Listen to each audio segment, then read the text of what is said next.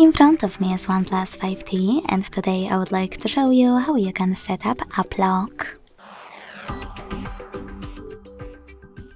First of all, go into Settings and scroll all the way down to access Utilities.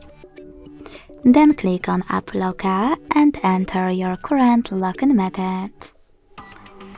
Now you can click on this switcher next to Hide Notification Content to switch it on or off, and then select Add Apps. Following that, select all apps that you wish to lock and go back. So now when I try to access one of them, I can see that pattern is required.